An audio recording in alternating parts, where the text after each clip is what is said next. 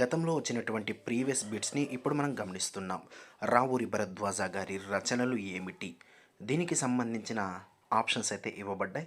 సరైన సమాధానం ఆప్షన్ 2 అపరిచితులు మరియు కథాసాగరం. అయితే ఈ రావూరి భరద్వాజ గారి గురించి కంప్లీట్ ఇన్ఫర్మేషన్ ఇప్పుడు మనం తెలుసుకుందాం. రావూరి భరద్వాజ గుంటూరు జిల్లాలోని తాడికొండలో జన్మించారు. జిల్లాలనేది చాలా ఇంపార్టెంట్. కవి ఇచ్చేసి ఆ కవికి సంబంధించిన జిల్లాను గుర్తించండి అని కూడా అడగడానికి అవకాశం ఉంది. ఈ కింది వాటిలో రావూరి భరద్వాజకు సంబంధించి సత్యాంశం కానిది అని కూడా అడగడానికి అవకాశం ఉంది. కాబట్టి జిల్లాలు, ఆ ప్రాంతాలు కూడా గుర్తుపెట్టుకోవాలి. అయితే ఈయన రచించినటువంటి కొన్ని రకాల అంశాలు మనం చూద్దాం. ఈయన రచించిన తొలి కథకు సంబంధించి ఇన్ఫర్మేషన్ అయితే ఇక్కడ ఇచ్చారు. ఈయన రచించిన తొలి కథను చూద్దాం. ఈయన రచించిన తొలి కథ ఏమిటంటే విమల.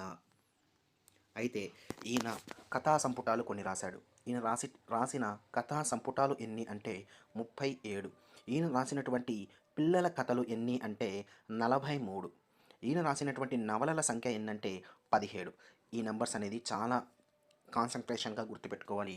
ఈ కింది వాటిలో సరైనది ఏమిటి, సరైనది కానిది ఏమిటి, ఈ విధంగా అడగడానికి అవకాశం ఉంది. చూద్దాం. ఈయన రాసిన తొలి కథ ఏమిటంటే విమల.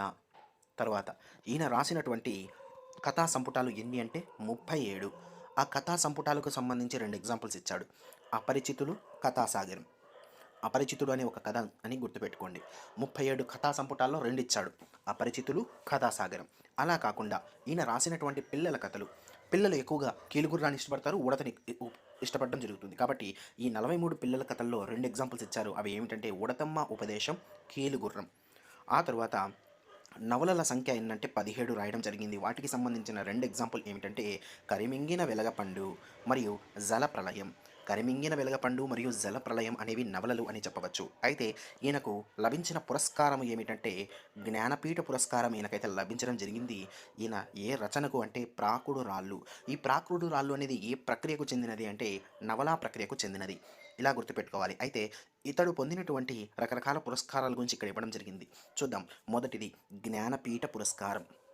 ఆ తర్వాత మనం దానితో ఒకటి లింకప్ చేసుకుంటూ చదువుకుందాం. సాహిత్య అకాడమీ పురస్కారం, కేంద్ర సాహిత్య అకాడమీ పురస్కారం, గోపీచంద్ జాతీయ సాహిత్య పురస్కారం. అలా గుర్తుపెట్టుకోండి.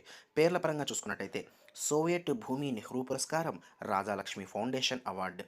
ఇంకా చూస్తే కళాప్రపూర్ణ ఆంధ్రప్రదేశ్ గవర్నమెంట్ చేత వచ్చినటువంటి కళారత్న, ఇంకా లోక్ నాయక్ ఫౌండేషన్ వంటి పురస్కారాలు అయితే ఈయన పొందడం జరిగింది. డిఎస్సికి సంబంధించి మరింత సమాచారం కోసం ఇప్పుడే మన ఛానల్ని సబ్స్క్రైబ్ చేసుకోండి.